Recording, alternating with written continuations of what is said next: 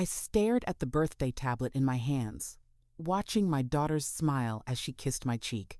"Happy birthday, Dad," Evelyn said softly. I didn't know that inside this innocent gift, someone was watching, waiting, counting down the days until they could take everything from me. 11 days later, I stood in my living room as police officers led my only daughter away in handcuffs. She didn't look back, not once. And in that moment, I realized the child I raised had become a stranger I never knew. The worst part? I almost let it happen. And that's where my story truly began. Before I share this chapter of my life, if you've ever felt ignored, unheard, or underestimated by the people closest to you, then this channel is for you. Subscribe to Jossy Revenge, where every story has a heartbeat. Now, let me take you back to where it all began. I've lived 73 years on this earth, and I thought I'd seen enough to recognize danger when it walked through my door. I was wrong. It was a Tuesday afternoon in March when Evelyn showed up at my house with a wrapped box under her arm and that bright smile I remembered from her childhood. The same smile she used to give me when she brought home straight A's. The same smile that lit up my world after her mother passed 12 years ago. "Happy birthday, Dad," she said, wrapping me in a hug that smelled like expensive perfume I didn't recognize. I hadn't expected her. We hadn't spoken in nearly 2 months. Our relationship had grown distant over the past year. She was busy with work, she always said. Too busy for Sunday dinners. Too busy for phone calls. Too busy for her old man. But here she was, on my birthday, and my heart swelled with hope. "Evelyn, sweetheart, you didn't have to." "Nonsense," she interrupted, guiding me to my worn leather armchair. "You're only 73 once, right? Open it." I tore through the wrapping paper like a kid on Christmas morning. Inside was a sleek tablet, the kind I'd seen people using at the doctor's office, all glass and chrome and modern technology that usually made my head spin. "It's so you can video call me," Evelyn explained, her eyes unusually bright. "And you can read the news, watch videos, play games. Dad, you need to stay connected. Keep your mind sharp." I turned it over in my hands, feeling the weight of it. "Honey, I appreciate this, but you know me and technology."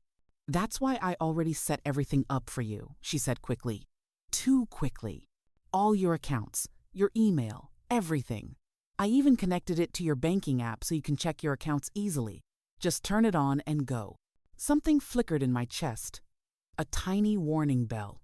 Why would she connect my banking information without asking? But I pushed it down. This was Evelyn, my daughter. The girl I'd raised alone after cancer took her mother. The girl I'd worked 3 jobs to put through college. "That's very thoughtful," I said carefully. She stayed for exactly 45 minutes. We talked about surface things, the weather, my neighbor's new car, her busy schedule at work. She never mentioned what kind of work. She never mentioned friends or hobbies or anything real. And she never mentioned a boyfriend.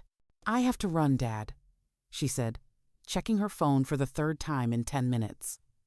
"But use that tablet, okay? Promise me. Stay connected." After she left, I sat there holding the device, that warning bell getting louder. I didn't touch it for 3 days. Not because I didn't want to connect with my daughter, but because something felt wrong. Maybe it was the way she'd avoided my eyes when she mentioned setting up my banking. Maybe it was how quickly she'd left. Or maybe it was just an old man's paranoia. On the 4th day, my grandson Daniel stopped by. Daniel was my pride and joy, 28 years old, sharp as a tack, working as a cybersecurity analyst for some big tech company downtown. His mother, my younger daughter Patricia, had moved to Oregon 5 years ago, but Daniel stayed close. He visited every Sunday like clockwork. "Grandpa, is that a tablet?" he asked, eyeing the device on my coffee table. "Birthday gift from your Aunt Evelyn," I said. "She set the whole thing up for me. Even my banking." Daniel's expression changed instantly. His casual smile vanished, replaced by something harder. "Professional. She set it up? As in, she had access to it before giving it to you?" "Well, yes. She wanted to make it easy for me." "Grandpa." Daniel picked up the tablet carefully, like it might explode. "Can I take a look at this, please?" I shrugged. "Sure, but I don't see why. Just trust me on this." He powered it on, and I watched his fingers fly across the screen, tapping and swiping through menus I didn't understand. His frown deepened with every passing second. "What is it?" I asked. Daniel didn't answer right away. He pulled out his own phone, connected something with a cable, and ran what looked like a scan. The silence stretched for nearly 15 minutes while I sat there, my coffee getting cold. Finally, he looked up at me, and I saw something in his eyes I'd never seen before. Fear. "Grandpa, I need you to stay very calm," he said quietly. "This tablet has professional-grade spyware installed on it." The room tilted slightly. "Spyware? Like someone's watching me?" "Not just watching. This software tracks everything. Every website you visit, every password you type, every account you access. It records your location, can activate the camera and microphone remotely, and sends all that data to an external server." He turned the screen toward me, showing lines of code I couldn't comprehend. "This isn't some accidental malware from a sketchy website. Someone deliberately installed this before giving you the device." My mouth went dry. "Evelyn wouldn't." "I'm not saying she did it herself," Daniel said carefully. "But someone with access to this tablet before you received it installed military-grade surveillance software. This costs thousands of dollars, Grandpa. This is the kind of thing private investigators use. Or worse. Have you ever felt the ground disappear beneath your feet while you're still sitting down? That's what happened to me in that moment." "What do they want?" I whispered. Daniel's jaw tightened. "With access to your banking? Your personal information? Your daily routines?" He paused. "Everything." I thought about my modest savings, the money I'd carefully set aside from 40 years of working at the Postal Service, the pension I lived on, the house I'd paid off after decades of mortgage payments, the life insurance policy I'd kept active since Evelyn's mother died. I wasn't rich, but to someone watching, waiting, planning, maybe I was rich enough. "What do I do?" I asked. "We call the police," Daniel said firmly, "right now." "But what if you're wrong? What if it's just a mistake or—" "Grandpa," Daniel gripped my shoulder. "I analyze digital threats for a living. This isn't a mistake. Someone is planning something, and they need it to monitor you first. We report this now, before whatever they're planning happens." I looked at the tablet sitting innocently on my coffee table, its dark screen reflecting the afternoon light. A gift from my daughter. A trap. 2 hours later, Detective Sarah Chen sat in my living room, listening to Daniel's technical explanation while taking careful notes. She was a woman in her mid-40s with sharp eyes and a no-nonsense demeanor that reminded me of my late wife. "Mr. Morrison," she said when Daniel finished, "your grandson is right to be concerned. This level of surveillance typically precedes financial exploitation, especially targeting elderly individuals." She glanced at her notes. "You said your daughter gave you this device?" "Yes, but I couldn't finish the sentence, couldn't defend her, couldn't explain away the evidence Daniel had found. I need to ask some difficult questions," Detective Chen continued gently. "Has your daughter shown unusual interest in your finances recently? Asked about your accounts, insurance policies, property?" I thought back over the past year. The phone calls that always seemed to circle back to whether I was managing okay financially. Her questions about my will. Her suggestion, more than once, that I should add her to my bank accounts, just in case something happens. "Yes," I admitted quietly. "Has she encouraged you to sign any documents? Power of attorney forms, perhaps?" My blood ran cold. She mentioned it. Said it would be responsible to have someone who could make decisions if I ever couldn't. Detective Chen and Daniel exchanged a look that made my stomach drop. "Mr. Morrison, I'm going to be very direct with you," the detective said.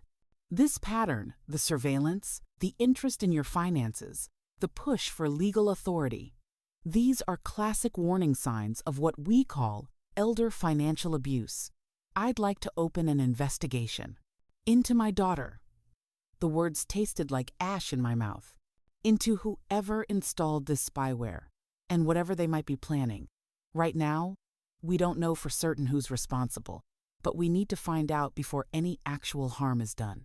I sat back in my chair, feeling every one of my 73 years pressing down on me. My Evelyn, the little girl who used to fall asleep on my chest while I read her bedtime stories, the teenager who cried in my arms when boys broke her heart, the woman I'd walked down the aisle at her wedding 10 years ago. That marriage had ended badly 2 years later. She'd been different since then, harder, more distant. But this? Planning to rob her own father? What? What happens now? I asked. Detective Chen leaned forward. We investigate quietly. We look into your daughter's recent activities, financial records, associations.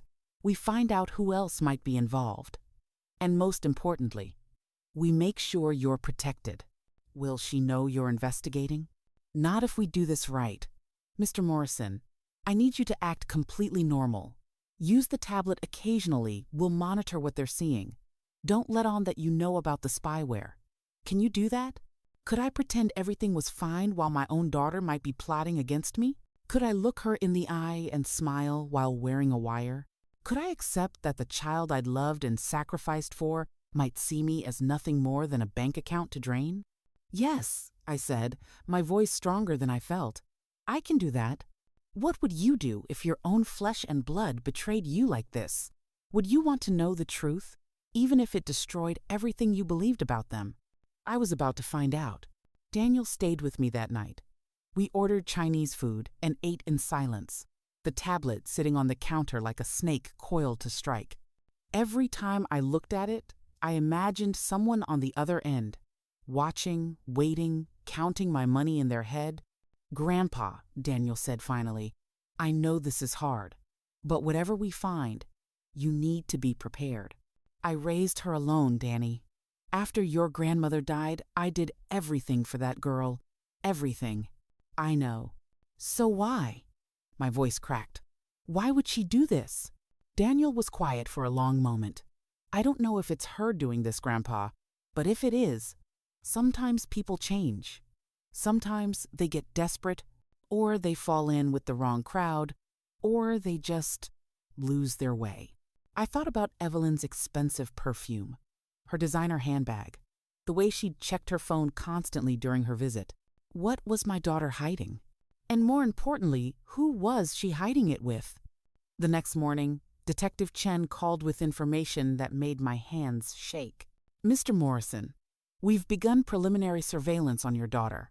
Yesterday afternoon, she met with a man named Victor Reinhold at an upscale restaurant downtown. Papers rustled in the background. Victor has a record. 3 prior investigations for financial fraud targeting elderly individuals. 1 conviction. Served 18 months. He's been out for 2 years. I gripped the phone tighter. Evelyn's? With this man? They appeared to be in a relationship. Close enough that he had his arm around her when they left the restaurant. Mr. Morrison, we believe he may be the one who orchestrated the spyware installation. This is his pattern. Identify vulnerable targets through romantic partners, surveil them extensively, then execute coordinated financial exploitation. My daughter was dating a con artist who targeted elderly people like me.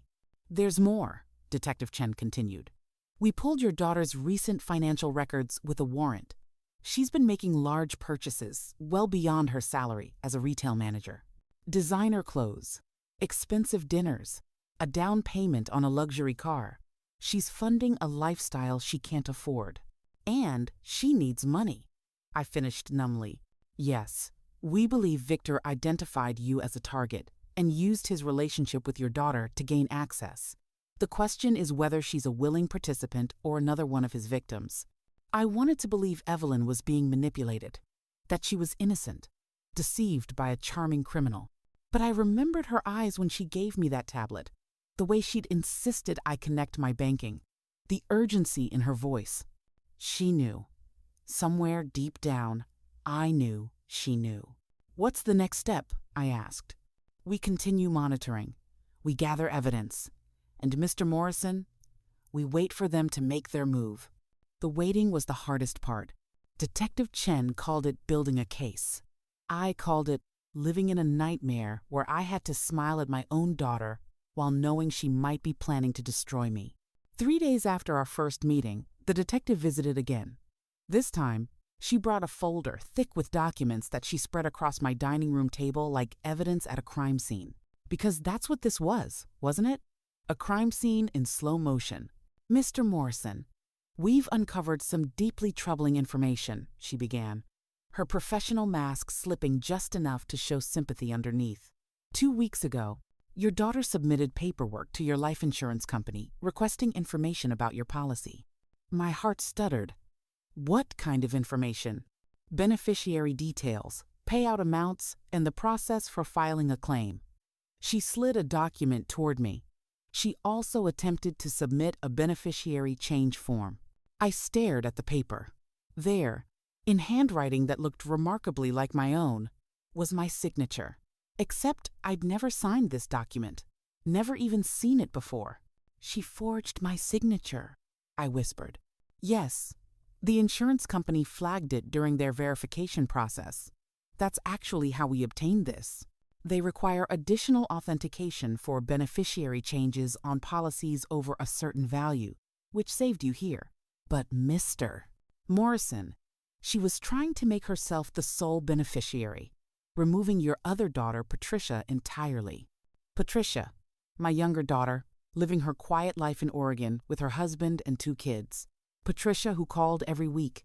Patricia who never asked me for money or pushed me to sign papers. Patricia who Evelyn was trying to cut out of my insurance policy worth $200,000. There's more, Detective Chen continued, pulling out another document. Your daughter has been making inquiries with elder law attorneys about the process of obtaining guardianship over a parent. The room spun. Guardianship? That's for people who can't take care of themselves. I'm perfectly. We know that. But if someone were to claim you were experiencing cognitive decline, memory issues, inability to manage your own affairs, she let the implication hang in the air. I thought about Evelyn's comments during her last visit. "You seem forgetful, Dad. Are you taking your medications correctly?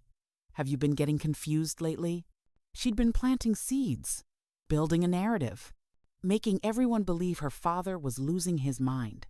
If she obtained guardianship, Detective Chen explained, she would have legal control over your finances, your medical decisions, your living situation. She could sell your house, access your accounts, make decisions about your care, all legally. "While I'm still alive and perfectly capable," I said bitterly. "Exactly. It's a surprisingly common form of elder abuse, Mr. Morrison. Adult children convince courts their parents are incompetent, gain legal control, and then drain their assets. By the time anyone realizes what's happened, the money's gone." Daniel, who'd been sitting silently beside me, finally spoke up. "How long has she been planning this?" Detective Chen pulled out her phone, showing us surveillance photos. Evelyn and Victor at restaurants. Evelyn and Victor entering a law office. Evelyn and Victor laughing together in a parking garage, him kissing her forehead while she held what looked like legal documents. Based on these dates, at least 4 months.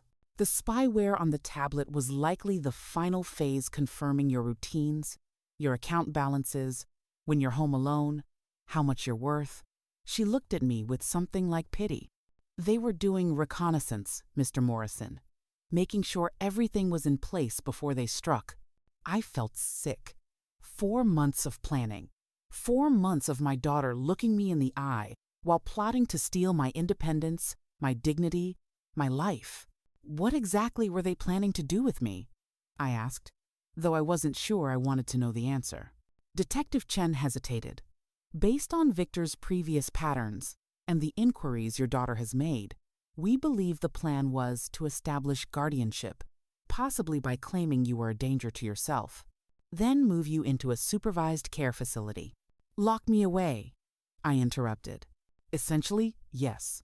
Once you're in a facility and she has guardianship, she'd have access to everything. Your home could be sold to pay for your care. Your accounts emptied for medical expenses. Your insurance policy? Well, in Victor's last case, the victim died of suspicious causes within 6 months of being institutionalized. The silence that followed was deafening. My daughter wasn't just planning to rob me. She was planning to erase me. "Mr. Morrison, are you all right?" Detective Chen's voice seemed to come from far away. I realized I was gripping the edge of the table so hard my knuckles had gone white. "My daughter wants me dead." "We don't have evidence of that yet," she said carefully. "But yes, Victor's history suggests that once he has access to someone's assets, he moves quickly to resolve any loose ends." Daniel put his hand on my shoulder. "Grandpa, we're going to stop this. They haven't succeeded yet." "But they've tried," I said hollowly. "My own daughter tried to forge my signature, tried to have me declared incompetent, has been watching me through that tablet, probably laughing about how easy it'll be to take everything I've worked for. Have you ever looked at someone you love and realized you never really knew them at all?" That night, I couldn't sleep. I kept thinking about Evelyn as a little girl, the time she broke her arm, falling off her bike, and I held her hand through the entire hospital visit. Her high school graduation, when she thanked me in her speech for being the best dad in the world. The day she got married, when she whispered, "I love you, Daddy," before walking down the aisle. Where did that girl go? When did she become someone who could look at her father and see only dollar signs? The tablet sat on my nightstand, its camera eye watching me in the darkness. Were they watching now? Was Victor telling Evelyn how much easier this would be if the old man just died in his sleep? I turned on the bedside lamp at 2 in the morning and picked up the tablet, staring into the camera. "I know you're watching," I said quietly to whoever was on the other end. "And I want you to know I'm not as helpless as you think." It was a small act of defiance. Probably stupid, but I needed to say it. I needed to believe it was true. The next morning, Detective Chen called with a new plan. "Mr. Morrison, I need you to do something difficult. We need to give them what they want." "What do you mean?" "We need you to appear like you're declining. Mentally, I mean. Start acting confused, forgetful. Make mistakes. Give them the evidence they think they need to pursue guardianship." I understood immediately. You want me to be the bait. Yes. If they believe you're becoming incompetent, they'll accelerate their plans. Move faster. Make mistakes. Communicate more openly. We'll be monitoring everything: the tablet, phone records, in-person surveillance. But we need them to feel confident enough to incriminate themselves clearly. You want me to pretend to lose my mind so my daughter will try to steal my life? I know how it sounds. "I'll do it," I said. Detective Chen paused. "Mr. Morrison, this won't be easy. You'll have to convince everyone, including family members and friends. Your daughter can't suspect you're acting. I raised that girl, Detective. I know exactly what she expects to see." My voice came out harder than I intended. "If she wants to believe her father is losing his mind, I'll give her the performance of a lifetime." And that's how I became an actor in the worst play of my life. It started small.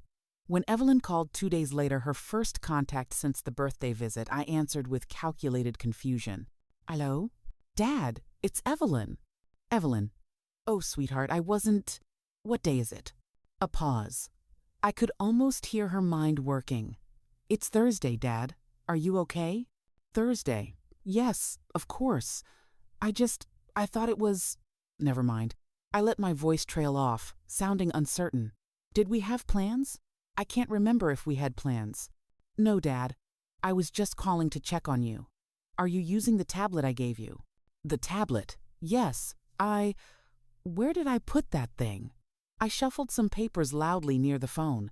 "There's so many buttons, I can't remember how to... Maybe you could come over and show me again." Another pause, longer this time. When she spoke again, her voice had changed, softer, almost excited. "Of course, Dad. I'll come by this weekend. Are you remembering to take your medications?" "Medications? Yes. The pills. I take those in the morning, or is it evening?" I manufactured a tremor in my voice. Everything gets so confusing these days. "I know, Dad. It's okay. I'll help you organize everything when I visit. Just try to rest until then, all right? After we hung up, I sat there feeling dirty. Detective Chen had been right, this wasn't easy. But if it caught them, if it protected me and stopped them from doing this to someone else, I could play the confused old man for as long as it took. Evelyn came over that Saturday with Victor in tow. "Dad, I want you to meet someone special," she said, all smiles and false warmth. "This is my boyfriend, Victor." Victor Reinhold was handsome in that practiced way. Some men are expensive haircut, perfect teeth, a suit that probably cost more than my monthly pension. He gripped my hand firmly, his eyes assessing me like a jeweler examining a stone. "Mr. Morrison, Evelyn has told me so much about you," he said smoothly. "It's wonderful to finally meet you." I looked at the man who'd made a career of destroying elderly people's lives. The man who'd probably put the spyware on my tablet. The man who was planning to either institutionalize me or worse. And I smiled like a confused, harmless old fool. "Have we met before?" I asked, squinting at him. "You look familiar. Do you work at the place where I get the store?" "No, sir. This is our first meeting," Victor said, exchanging a glance with Evelyn. I watched that glance. Saw the silent communication, saw Evelyn's small nod. They thought they had me. "Dad, why don't we sit down?" Evelyn guided me to my chair like I was fragile. "Victor and I wanted to talk to you about some important things." Over the next hour, they laid out their plan with a gentleness that made my skin crawl. They were worried about me living alone. They'd found a wonderful retirement community where I'd have people around, activities, medical care on site. Wouldn't that be better than struggling in this big house all by myself? And of course, I'd need someone to manage my finances while I focused on enjoying my golden years. Someone I could trust. Someone like Evelyn. We just need to sign some papers giving her power of attorney. Simple, really. Just a formality. "I don't know," I said, playing my part. "This is my home. I've lived here for 40 years. "I know, Dad, but be realistic." Evelyn's voice had an edge now. "You just admitted you can't remember whether to take your pills in the morning or evening. What if you forget to pay your mortgage? What if you leave the stove on? What if something happens and no one's here to help you?" "Your daughter's right to be concerned, Mr. Morrison," Victor added, his voice dripping with false sympathy. "At a certain age, we all need a little help. There's no shame in it." I looked at my daughter, really looked at her, and saw a stranger wearing my child's face. Can I think about it?" I asked weakly. Evelyn's jaw tightened almost imperceptibly. "Of course, Dad. But don't wait too long. These spots fill up quickly." After they left, I found Detective Chen's recording device exactly where she'd hidden it inside the hollowed-out book on my shelf. She'd heard everything. 2 days later, we found the handwritten notes. Daniel discovered them while doing a security check of my house, tucked behind the radiator in my guest room. The room Evelyn had stayed in during her last overnight visit 6 months ago was a folded piece of paper. It was a timeline, written in Evelyn's handwriting. March, birthday tablet, surveillance, established. April, demonstrate decline. Introduce V to Father Dodd. POA document signed, begin guardianship petition. Move to facility, access accounts. Liquidate assets, sell house. August, close all accounts. Transfer to offshore. And at the bottom, circled 3 times. Must move fast, Patricia cannot know until done. Detective Chen photographed it from every angle. "This is conspiracy to commit elder abuse, fraud, and financial exploitation," she said grimly. "Combined with the forged insurance documents and the spyware, we have enough to make arrests." "But will it stick in court?" Daniel asked. "We need one more piece, a clear statement of intent, something undeniable." She looked at me. "Mr. Morrison, I need you to do one more performance. We need you to agree to the power of attorney." My stomach dropped. "You want me to actually sign it?" "No. We want you to tell them you'll sign it. Set up a meeting. We'll wire you, have surveillance in place, and record their reaction. If they discuss their real plans, thinking they've won, that's our smoking gun. I thought about that timeline. July, liquidate assets.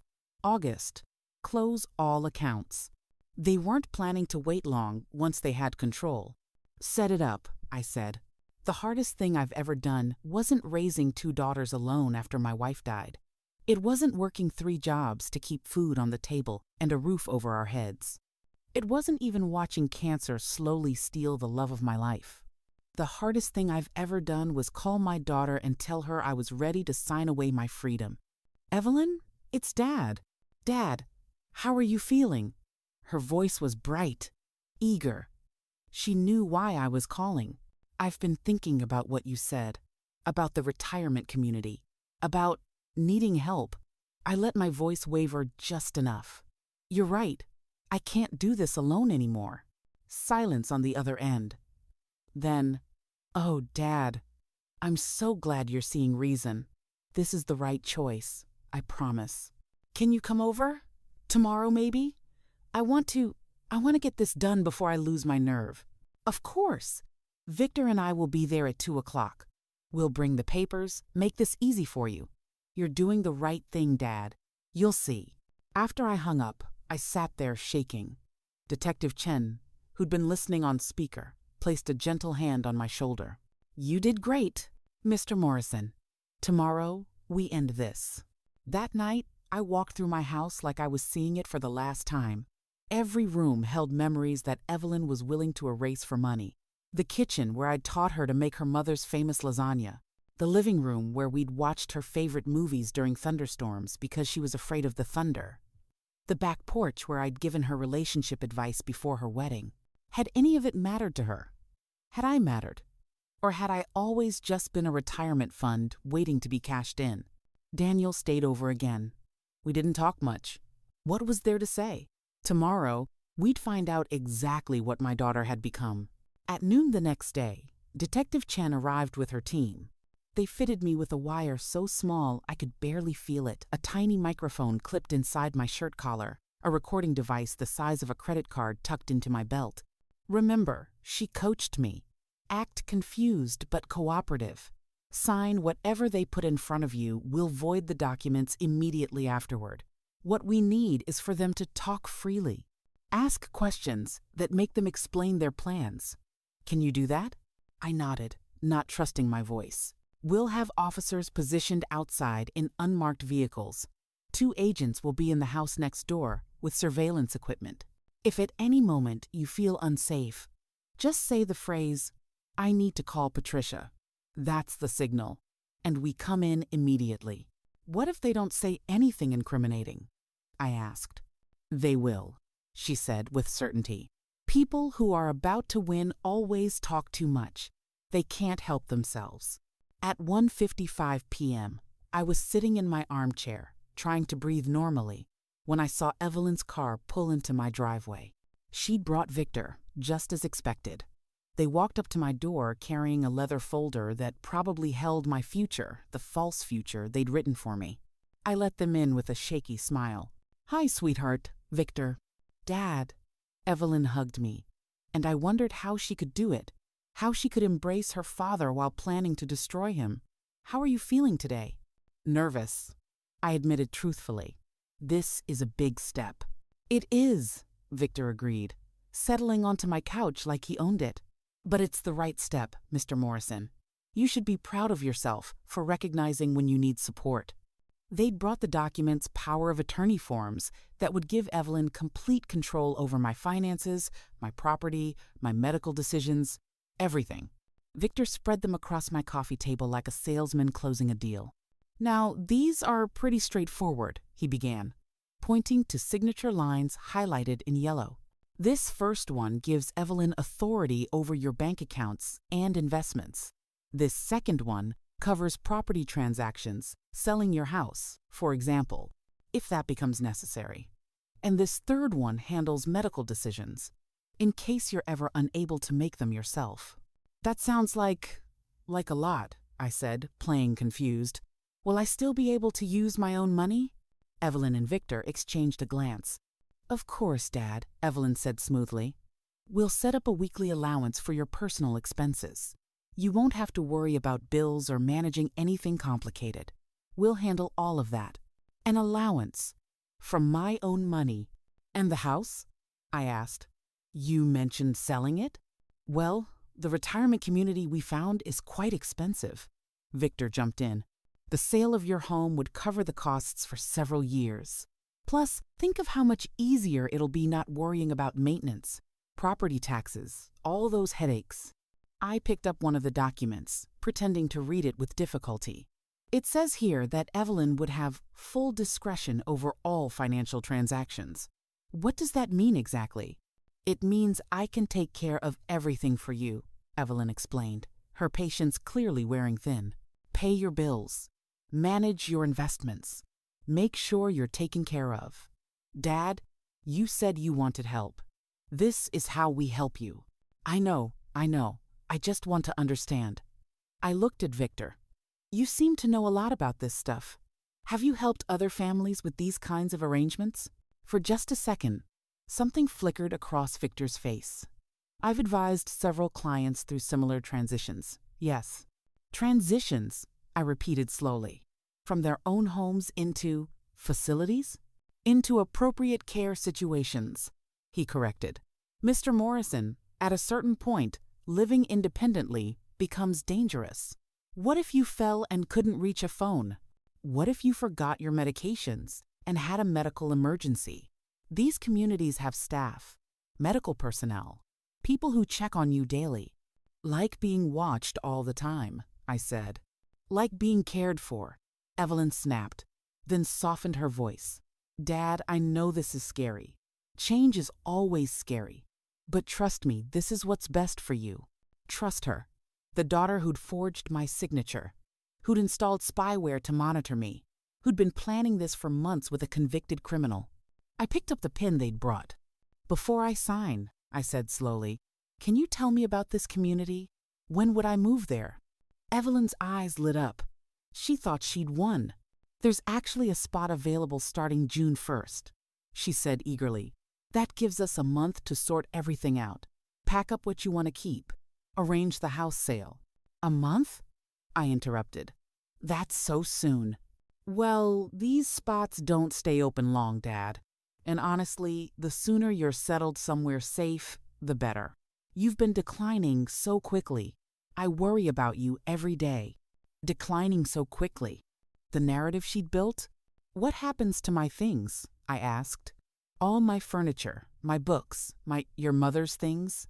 We'll keep what matters, Evelyn said dismissively. The furniture can be sold with the house. Most of it's pretty old anyway. You'll have a nice small apartment in the community. You won't need much. 40 years of my life, dismissed as pretty old anyway. And my money? I pressed. After the house is sold, after the community is paid for, what happens to what's left? Victor leaned forward. That would be managed carefully, Mr. Morrison. Invested properly to ensure you have funds for the rest of for as long as you need care. He'd almost said it. For the rest of your life. But he'd caught himself. Because they didn't expect me to need care for very long, did they? Dad, why all these questions? Evelyn's voice had an edge now. You called me. You said you wanted to do this. Were you lying? No, because I've been patient with you. I've been understanding about your memory problems, your confusion, your inability to handle basic tasks anymore. But if you're going to fight me on this, after I've done all this work to help you, Evelyn, Victor said quietly, putting a hand on her arm. A warning. But she was too far gone, too frustrated, too close to victory to stop now. Do you know how hard this has been for me? She continued, her voice rising. Watching you deteriorate?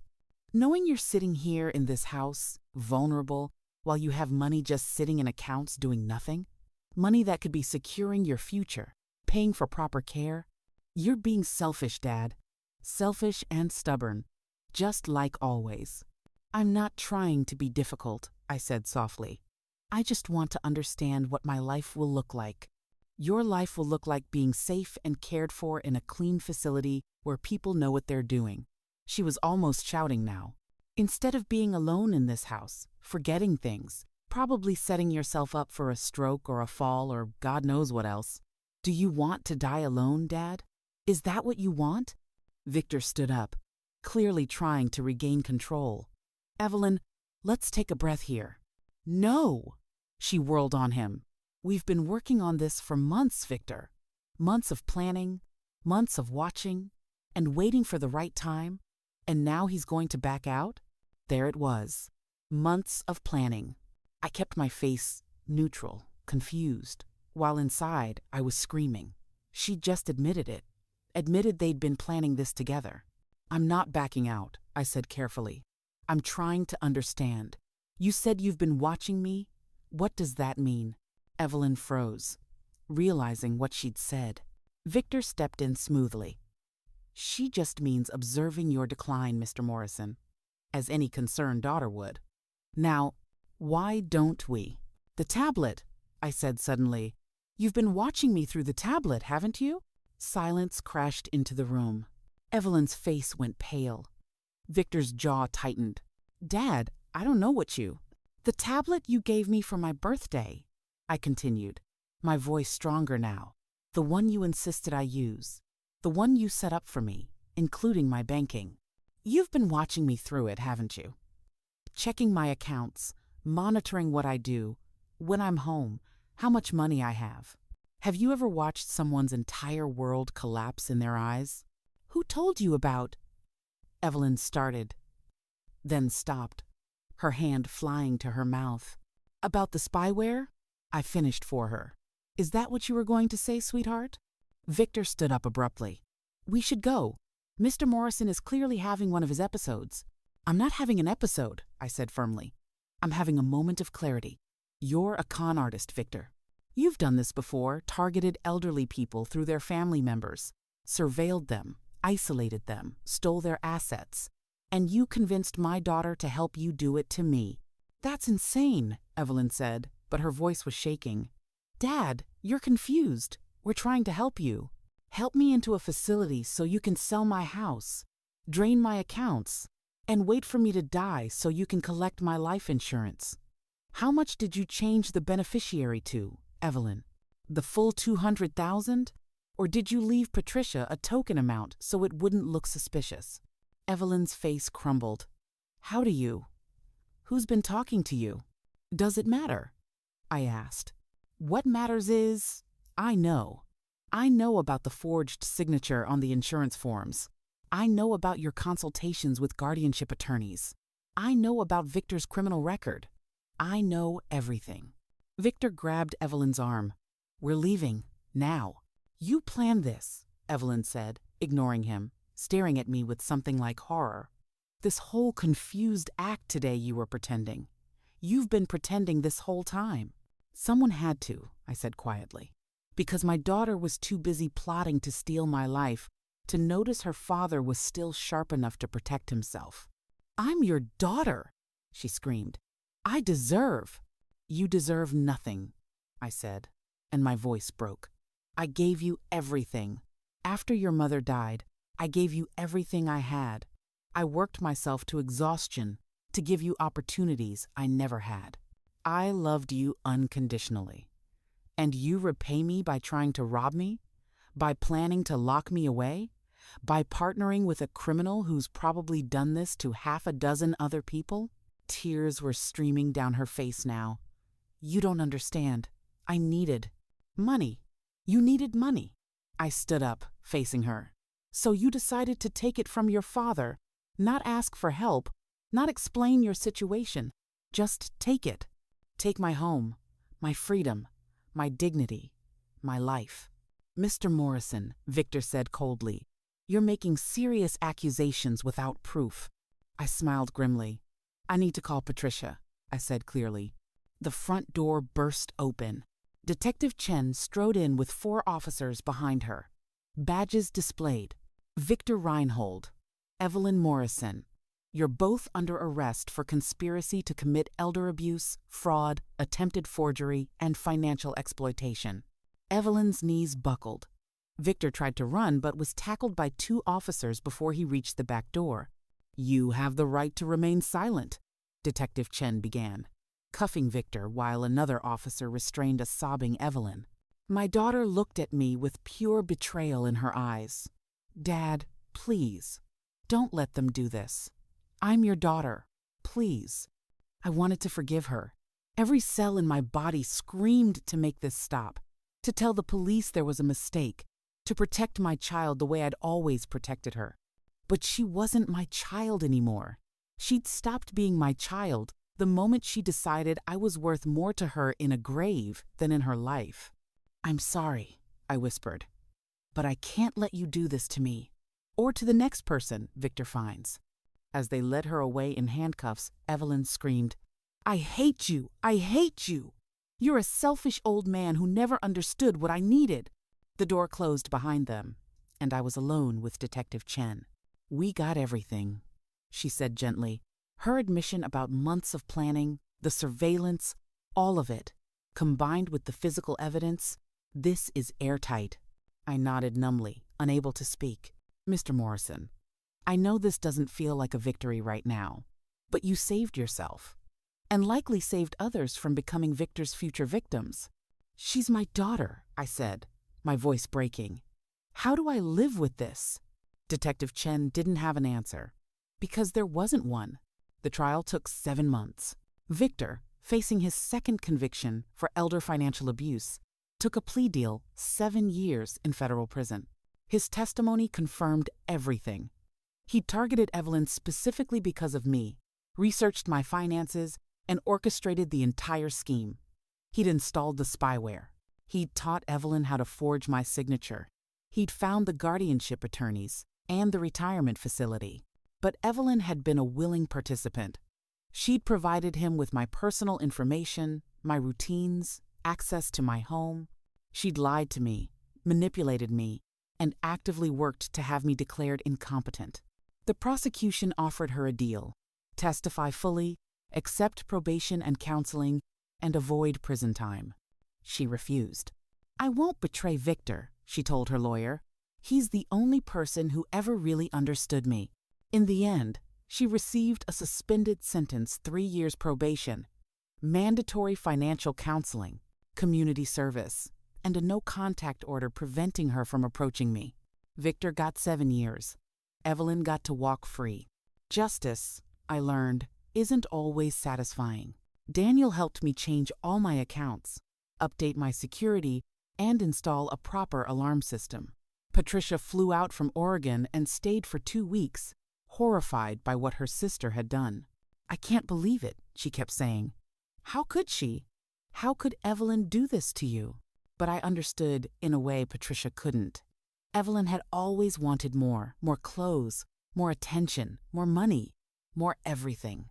Her mother used to worry about it, worry that we were raising a daughter who would never be satisfied. Turns out, she'd been right to worry. I had the locks changed.